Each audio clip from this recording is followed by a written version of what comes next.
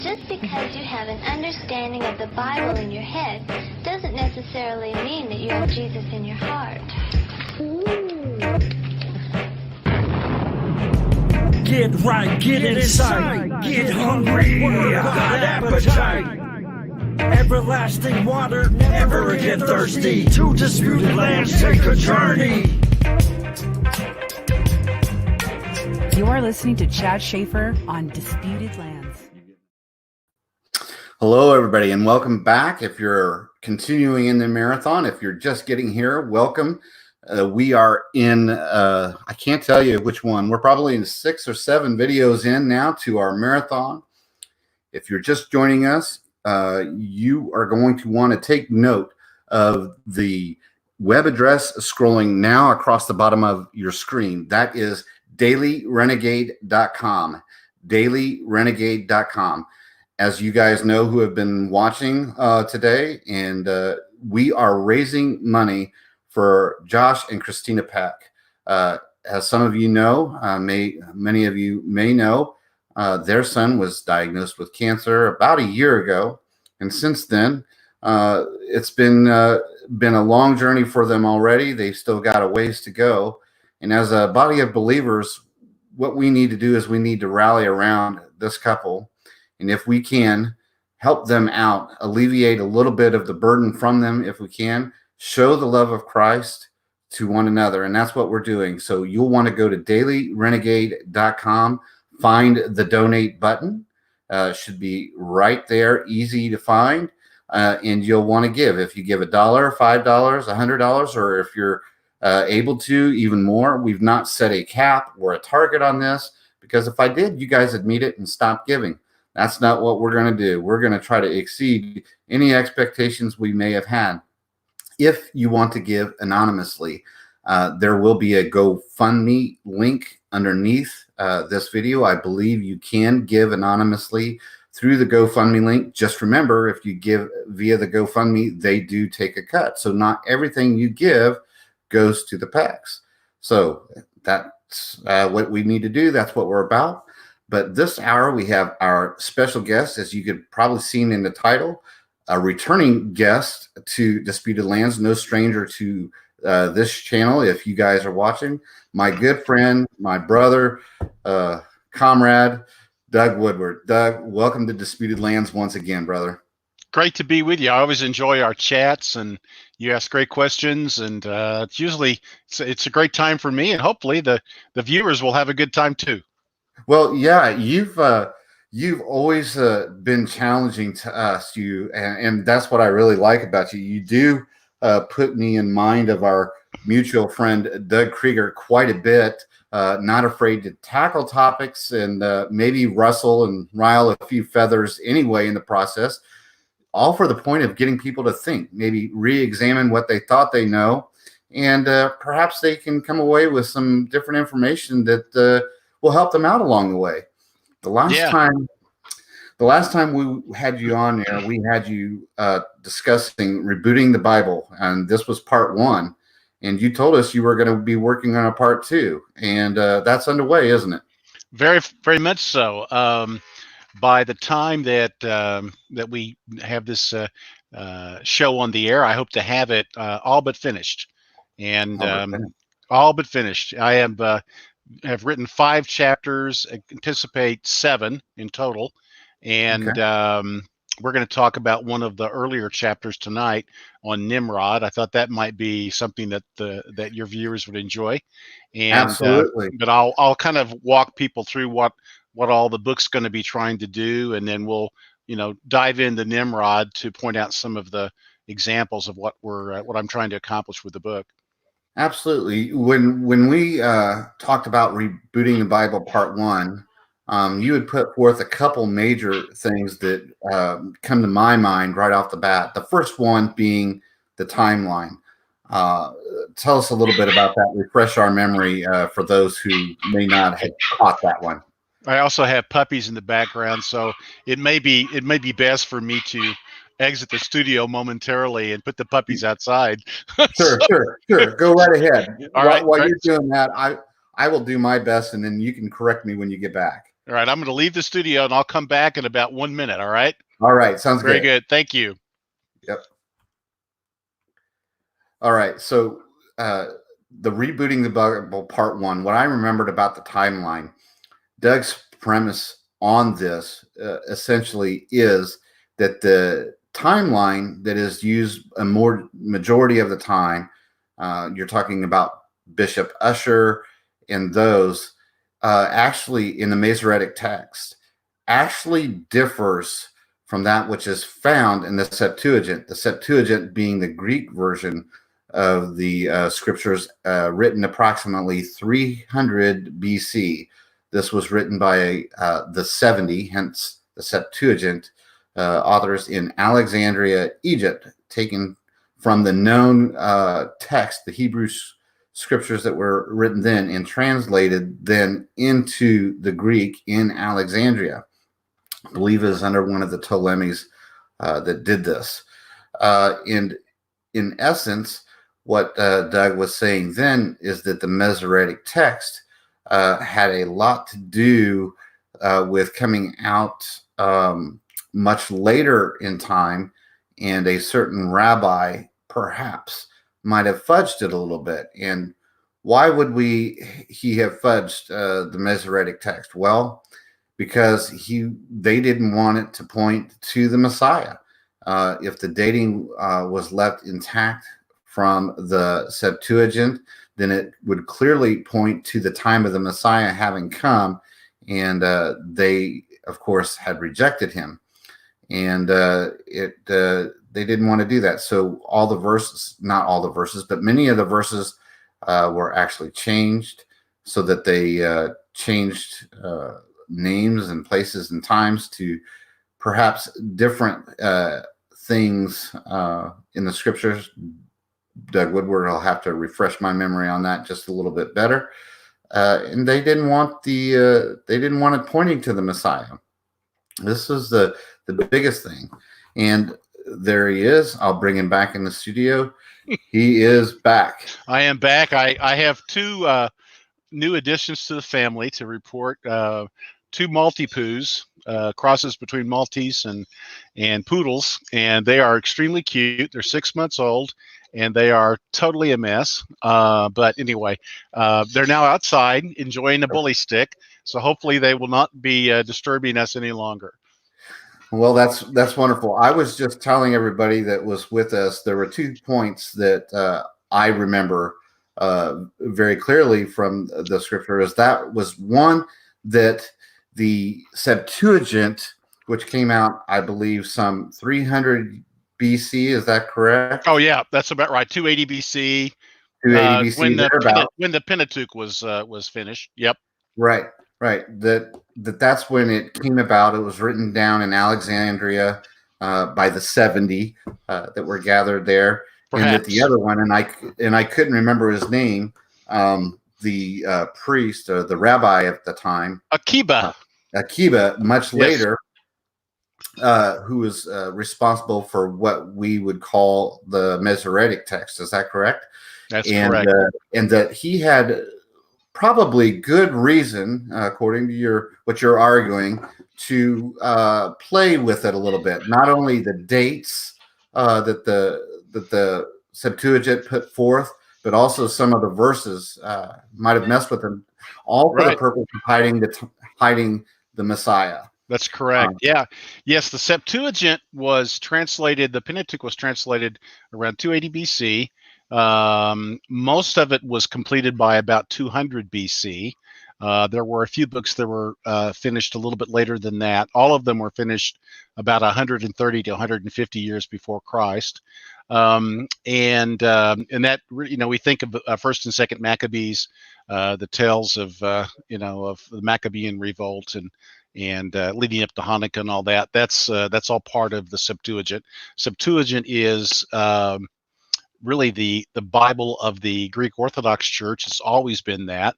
It was for a long time the Bible of the Roman Catholic Church up until about the 5th century, when Jerome built the Vulgate. which was a Latin version that was taken from the Hebrew. Unfortunately, the problem was that Jerome took the Hebrew that Rabbi Akiba had created, you might say, the master copy of around 120 BC, excuse me, 120 AD, which means that the authentic Hebrew that the Septuagint had used was 400 years earlier.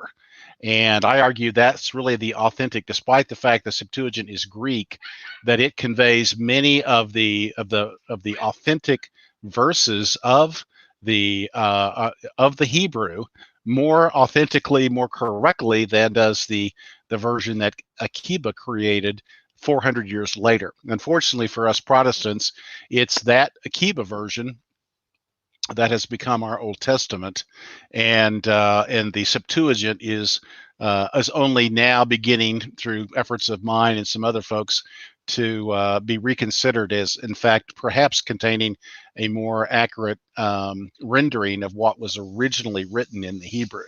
And as you said, Chad, the issues where the changes are really made have to do with the nature of the Messiah, his person, his mission, and the nature of the salvation that he brought. Those are the kinds of verses that are changed.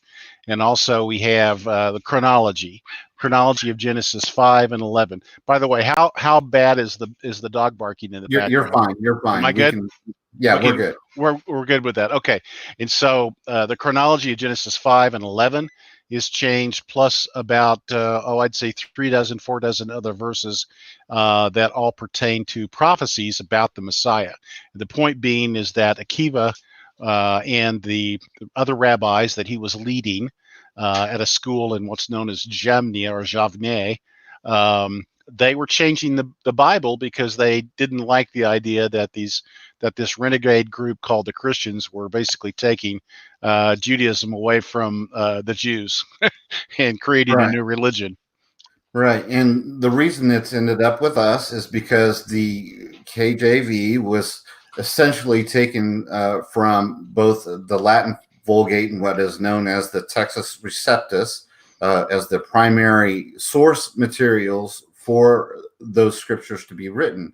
So Doug's premise is, if they started from even honest scholars doing the best they could have been led astray by faulty initial translations. Now, reiterating, this does not mean that the KJV is not something that could be trusted or looked to or referenced. That's not what we're saying. We're just saying that there are certain aspects of the KJV, such as the time of the dating, and certain verses that may not be as clear, specifically regarding the dating, for sure. Right. But the other verses that we mentioned, a couple dozen or so more others that point to the Messiah, some of the words or wording was changed that does not allude as clearly to the Messiah as you will find in the Septuagint. And where this becomes real clear is in the New Testament, because the New Testament quotes the Greek Septuagint. And so, because it was the same type of Greek, Koine Greek, as the New Testament was written in, probably only the Gospel of Matthew was actually written in Hebrew. Otherwise, everything was written in Greek. Of course, Matthew was eventually translated into Greek, and that, worked its way down to the Textus Receptus. But anyway, the point being is that if you've ever wondered why it is, when you look at the New Testament quote from the Old Testament and you go look up the Old Testament in the King James Version, you're going to see that it doesn't read the same as the version in the New Testament in many instances. And that's because 90% of the time, the New Testament was quoting the Septuagint, and the New Testament was written roughly and completed roughly 20 to 50 years before Rabbi Akiba changed the Masoretic text. And so I tell the whole story in Rebooting the Bible, in another book I wrote called A Biography of the Christian Bible. And we're focusing now on part 2 of Rebooting the Bible, and which really is going to deal with how the chronology, once we understand the chronology, how it changes the stories materially in Genesis 1 through 11. I'm really glad we got to do a second shot at this, Doug, and I'll tell you why. I'm just kind of giggling inside here, is I think we did a much better and cleaner job of explaining that here in 5 to 10 minutes than we did perhaps in our wrap up of that Perhaps first so. interview. Yeah.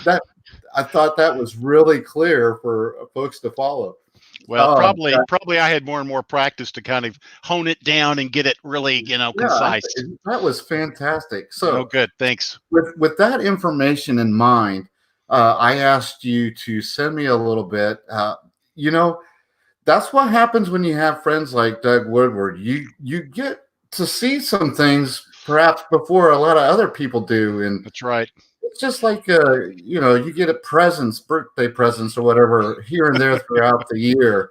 And I got another present the other day in the mail, and that was chapter 3, where we're going to talk about where this chronology issue can perhaps mess in a major way up with the timelines that others have put forth, and synchronize actually better with what archaeologists and folks are finding in history.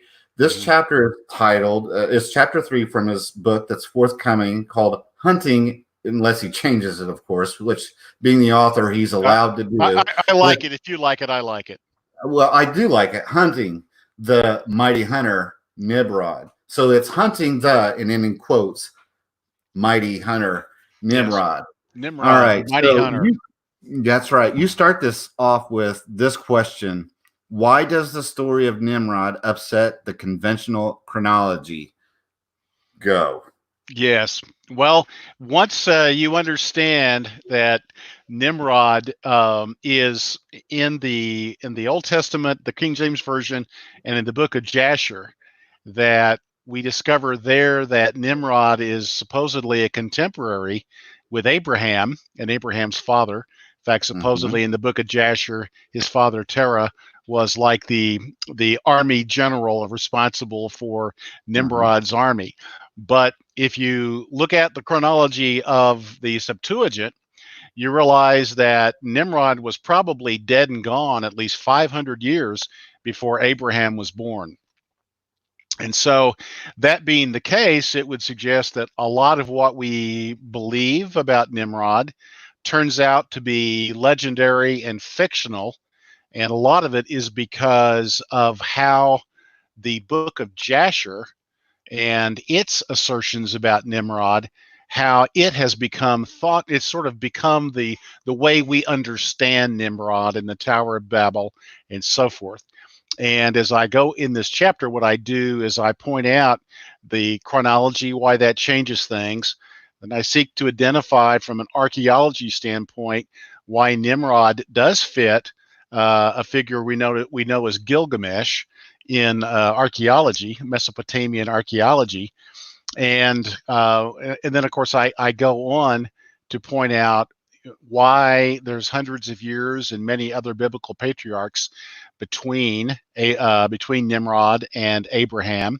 And it's quite a long story, because I had to actually separate the whole thing of the Tower of Babel from Nimrod, because the Tower of Babel itself is there's a lot to that story.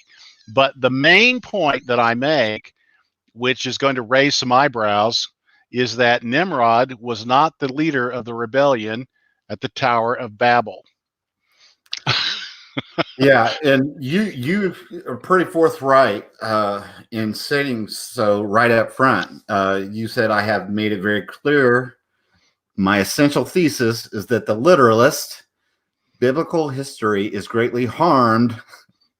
Listen carefully, folks. Right. Due to the fake history arising from the corrupted Hebrew Bible. And so, if you are going to be a literalist, Doug and I clearly are literalists. Yes, in a historical sense, more yes. literal than many others, which is why I believe I can win him to my other arguments privately. But we'll see. we'll see.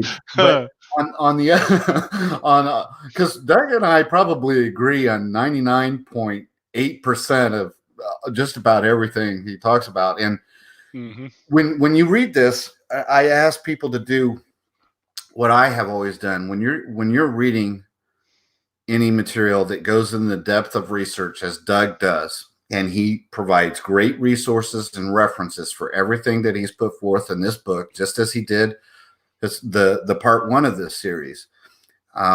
You don't have to take Doug's word for it. You can go read the white papers, the references, and everything he has to say for. And like Doug has also said, maybe this is the first you have heard of it, but he's not the only one making the points that he's making in this book. He's just putting it together in a cohesive format so that you can read it from a Christian perspective, all together along with his thesis. So, all that to say, this may anger some of you, but don't run away screaming and mad until you've given it a fair review, a fair shaking, and listen to what he's trying to say, because he just may change your thoughts on this topic. So that's right.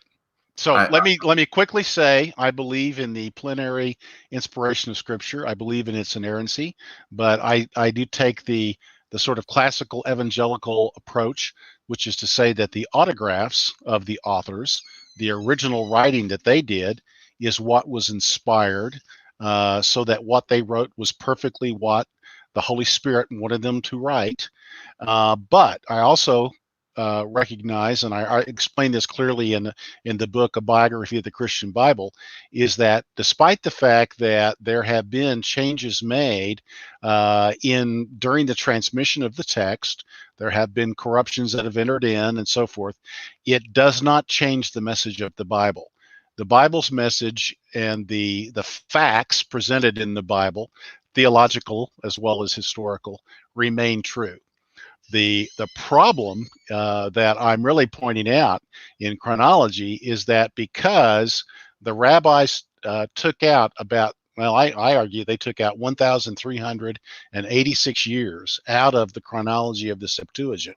And once you take that time out, it causes you to compress all of the lives of those Old Testament patriarchs from Shem all the way down to Abraham. So essentially you have, as a quick reminder, you have 10 generations from Adam to Noah, and you have 10 generations from Noah down to Abraham.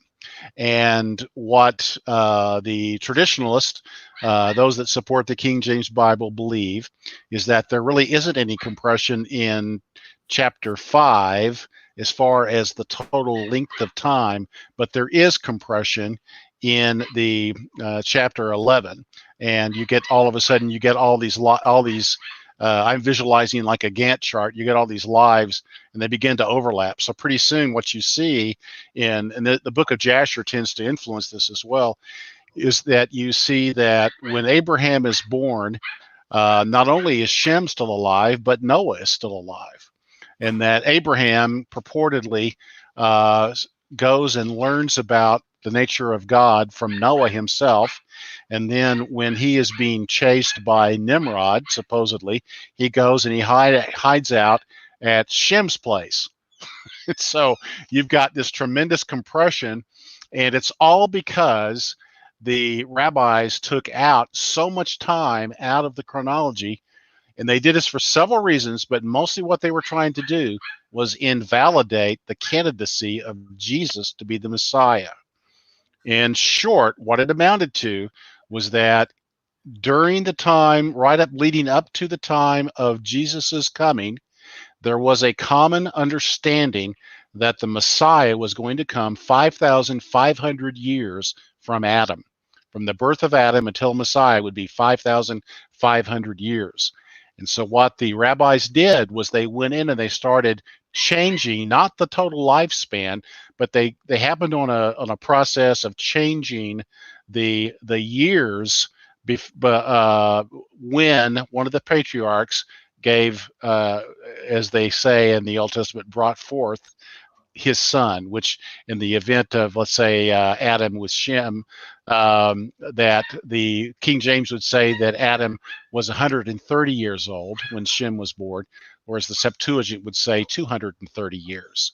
And that same process happens a dozen times throughout those chronologies. And what that does is it compresses the time so that when the King James Version is looked at, and James Ussher, Bishop James Ussher from the 17th century, his information is looked at, it suggests that Adam was created, and the creation was in 4004 BC, and that the flood happened in 2348 BC, and the Tower of Babel, it's only approximate because the scripture doesn't give us the exact date, but it was about 100 to 120 years later, according to the Masoretic text, the King James Version.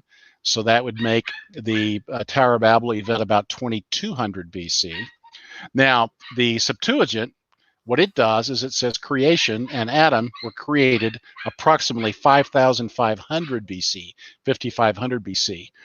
There was 2,260 years from that time until the flood. The flood occurred, according to my calculations, in 3358 BC, almost exactly 1,000 years earlier than what the King James Version says and what Bishop Ussher says. And then the Tower of Babel happened approximately 200 years later, rather than 100 to 120 years later, which resolves some of the problems in terms of the population having been big enough to actually do a project like the Tower of Babel. But that occurred at that time. And then Abraham isn't born until, I believe it's 2180. I have to go back and double check that. But in other words, Abraham isn't born for another 1,000 years.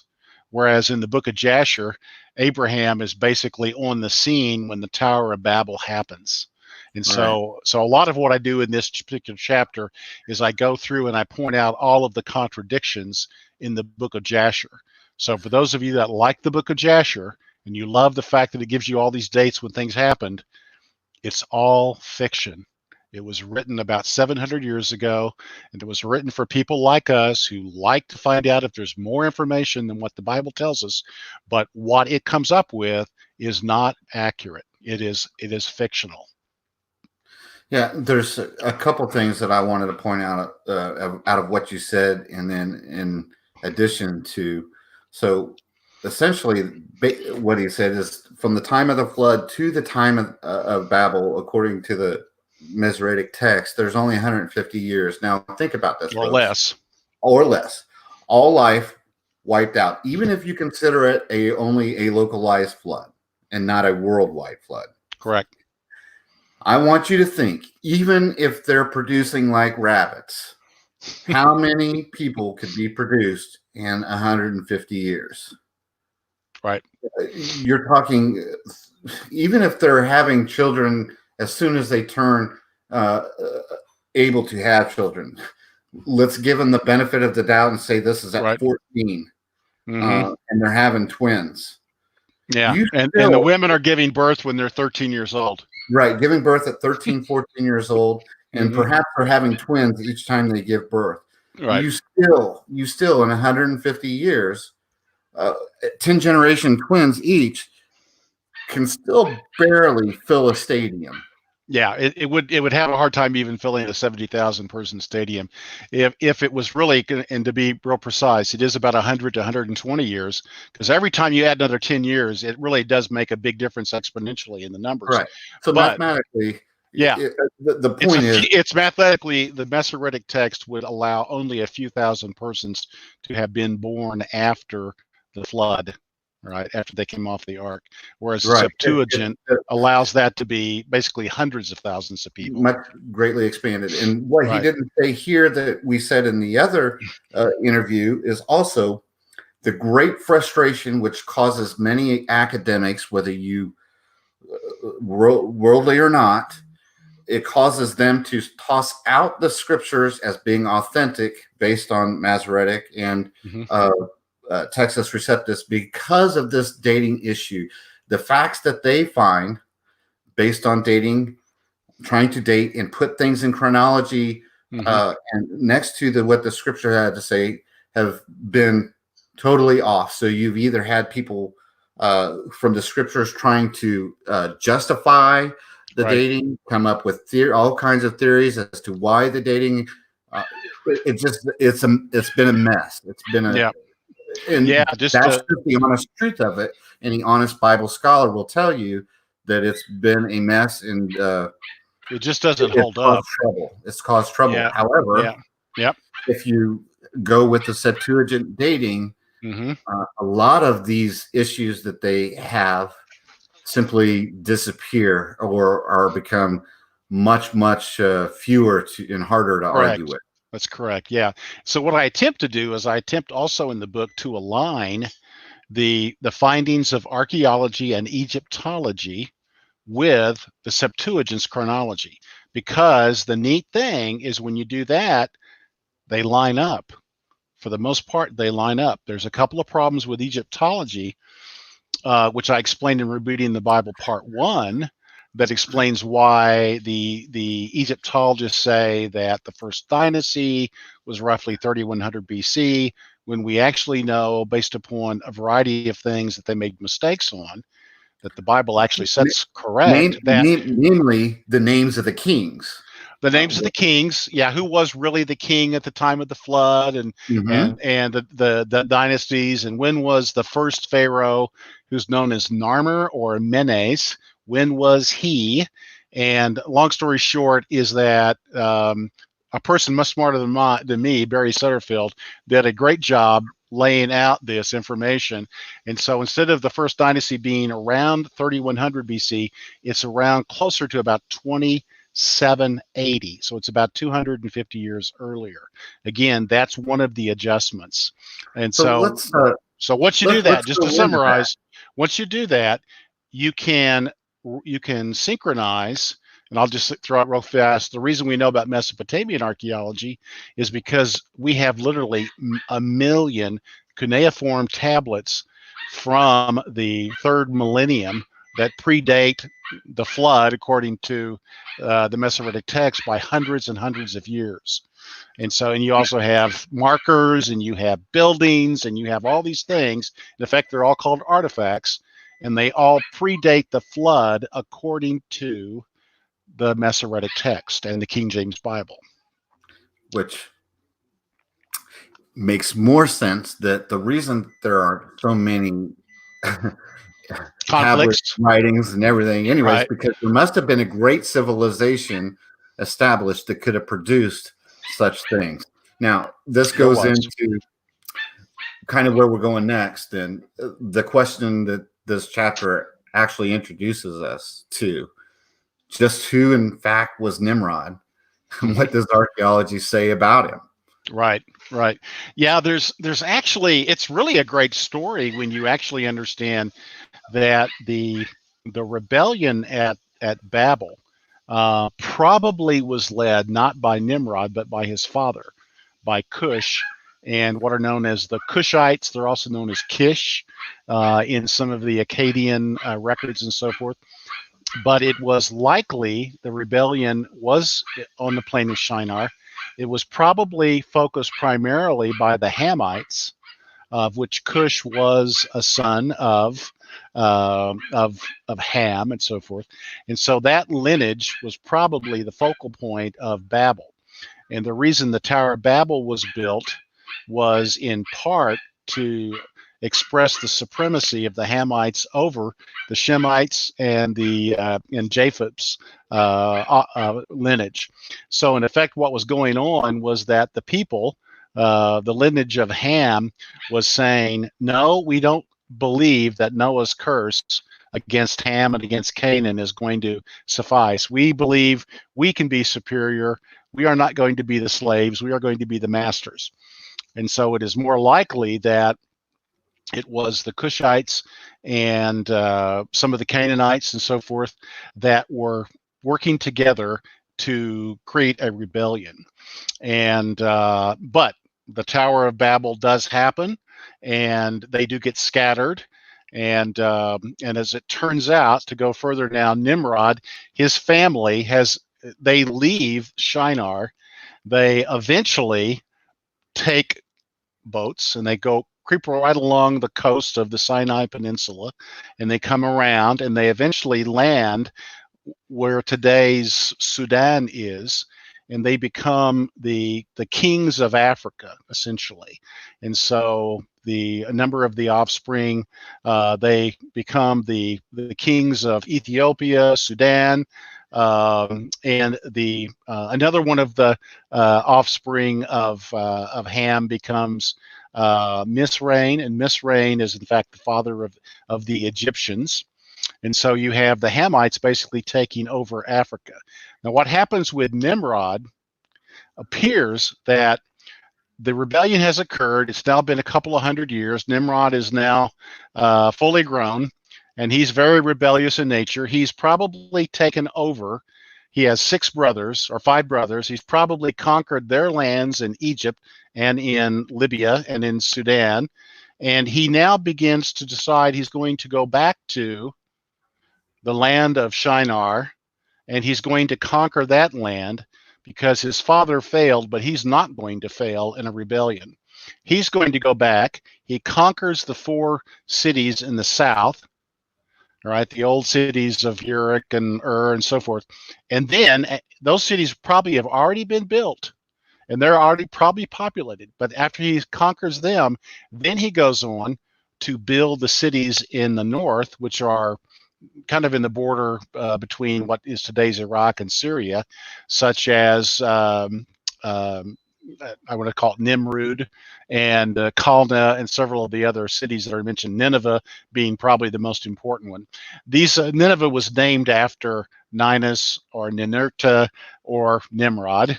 And so he builds those cities. So what happens is that Nimrod actually was the world's first emperor. He was the emperor of all of Africa that had been settled at that time and the Middle East, right? And so he was responsible. Now, what had also happened is that one of the other offspring from Canaan, Sino, had actually gone ahead and moved away from that area, and he becomes the father of India and eventually of China. And so this all happens. But what we learn is that all these civilizations, they all, according to archaeology, they all commence at about the same time, roughly 3000 BC, all over the world. So clearly something happened in the middle of the world to explode the peoples apart and to cause them to scatter. And then they are very intelligent now. This is not Cro-Magnon man. These are, as it's called, Homo divinus. These are the humans that have a divine image of God. They're very smart. They begin to build civilizations all over the world at about the same time. And these, of course, happen roughly 700 years to 800 years before the date of the flood, according to the Masoretic text, which is why the Masoretic text is wrong about the chronology. It really does make sense as well, because if you look at them, they're saying it's hard to rectify the flood dating and the Babylon dating together. It's just, there's just no ifs, ands, or buts about it. It's just very hard to rectify those two. Correct.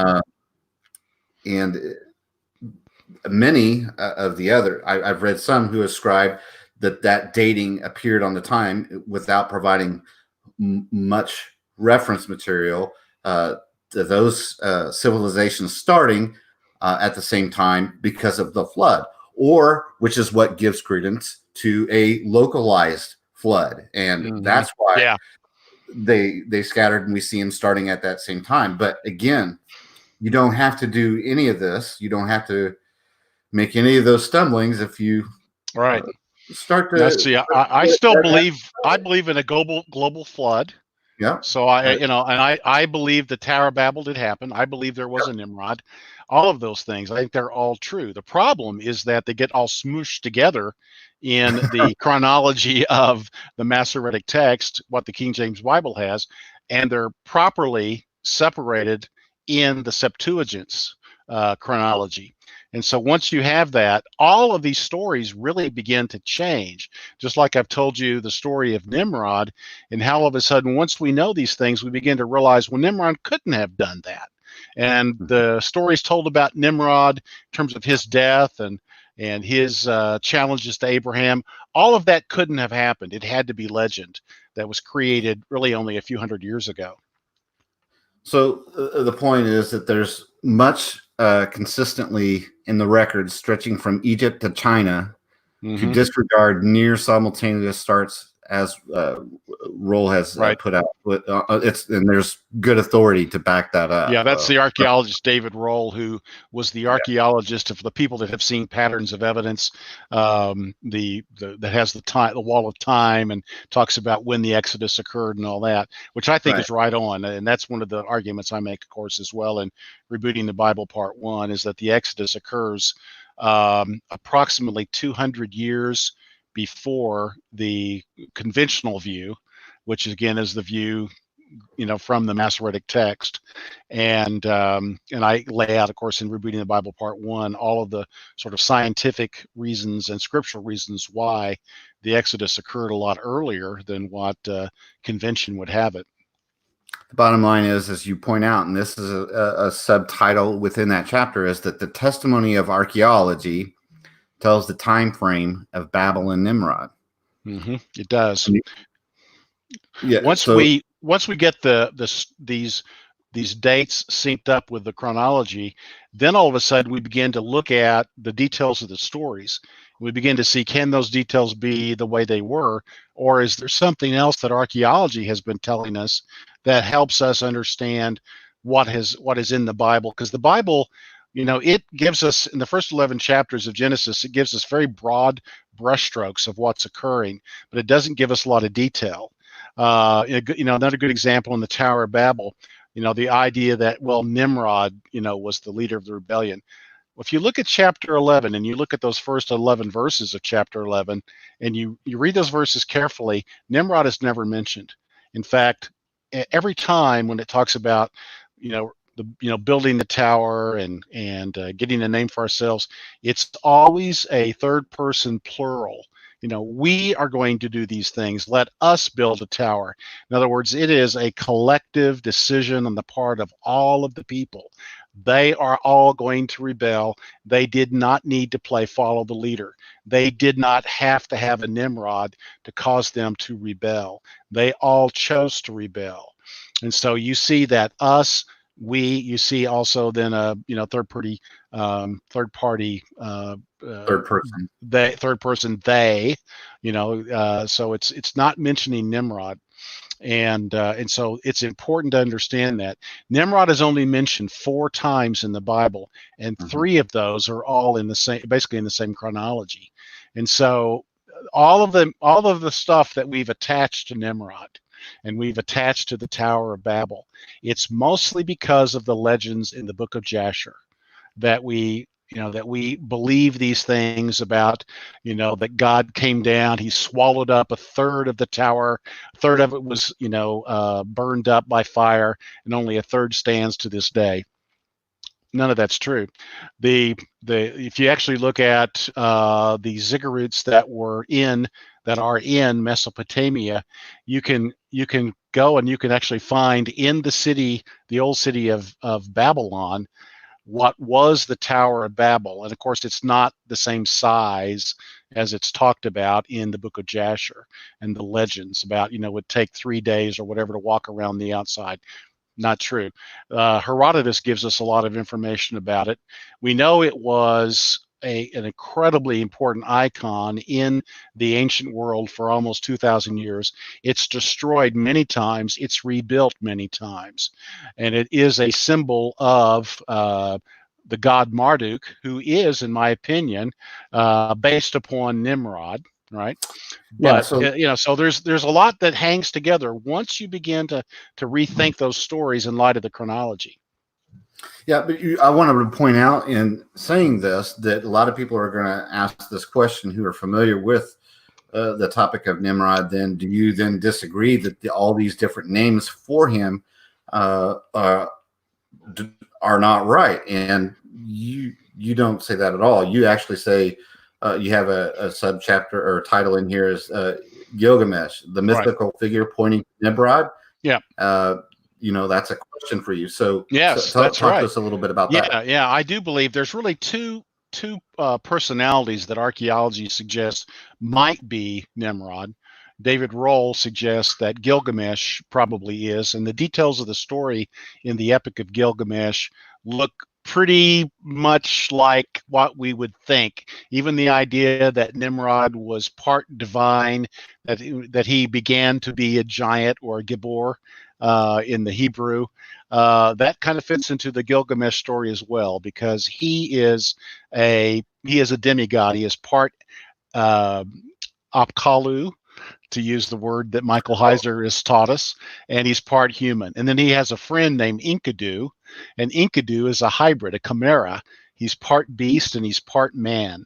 And so you've got all these stories, and they're kind of wrapped up, and then the two of them go off to Canaan to fight this god named Hawawa, which is kind of like Yahweh. And so there's a lot of these factors that, you kind of go, wow, I can see how that legend got built up this way, and how Yahweh became the bad guy, and that somehow Gilgamesh is the good guy. The last figure is Sargon the First. Sargon the First, who was an emperor in the Akkadian time frame, was around 2200 BC. He also was suggested by those that believe that the flood occurred around 2350. They will point to Sargon as probably representative of Nimrod. But the problem is that even his life and the dates there even go slightly ahead of the supposed flood in Babylon and Nimrod and so forth.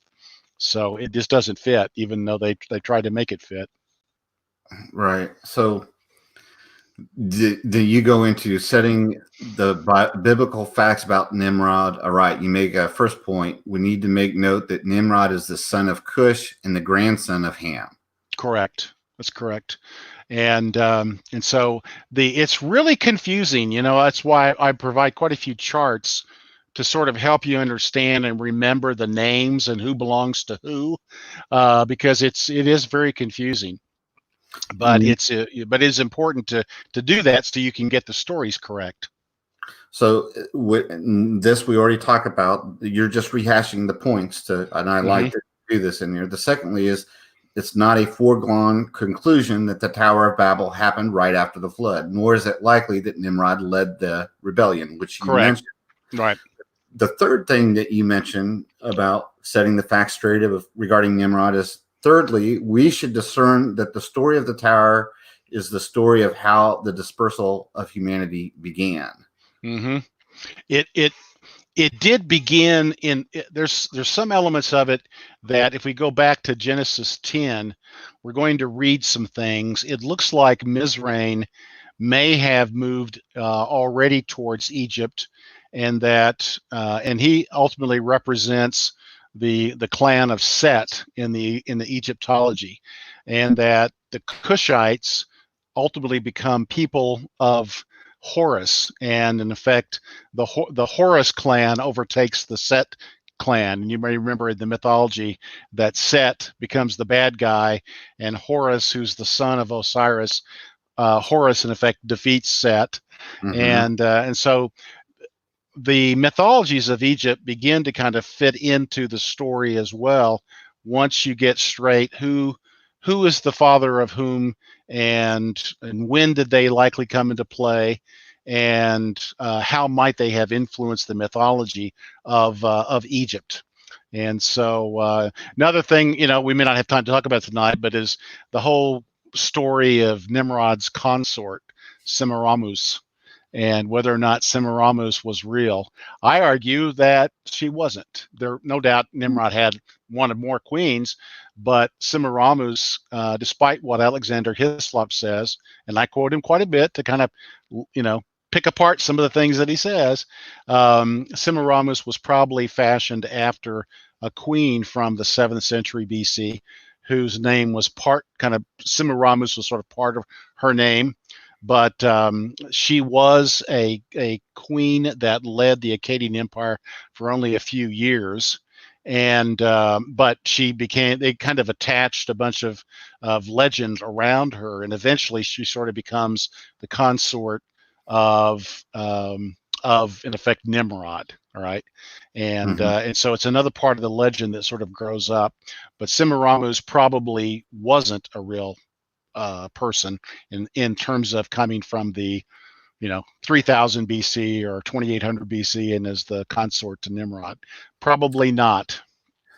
I don't know that you talk about this in this book or not, but when it comes to Nimrod, do you?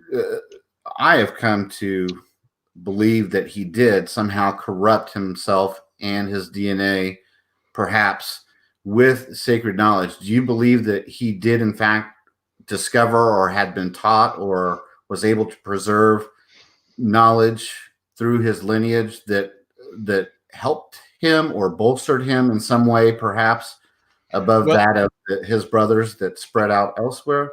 yeah, I think that something truly happened to Nimrod. You know, we don't know exactly what it was. I think there's a lot of legends associated with it.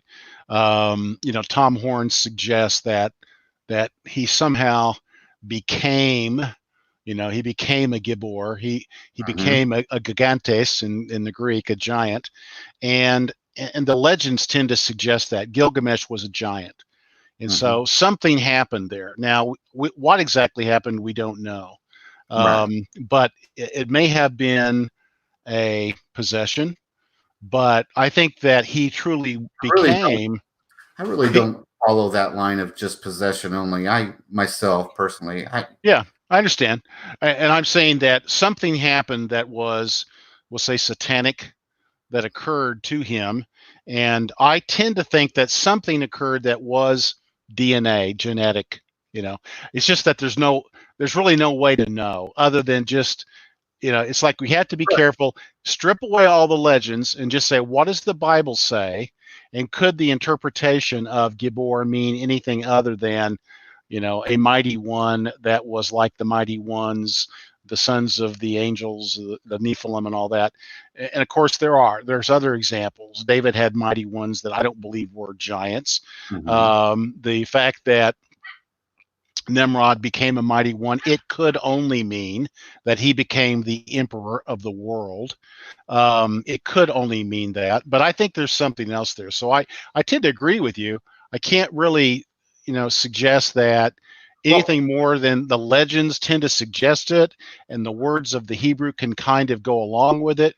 But ultimately, we don't know. We do know that the angels descended on Herman, and we know that I believe, like Heiser says in Reversing Herman, that the angels came down on Mount Herman, that they went into the daughters of men, that they had the Nephilim, and I believe all that. So that something like that happened with Nimrod.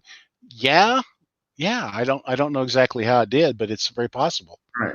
Well, here's the other thing. I think we're kind of held at bay in our thought process when it comes to the word hunter.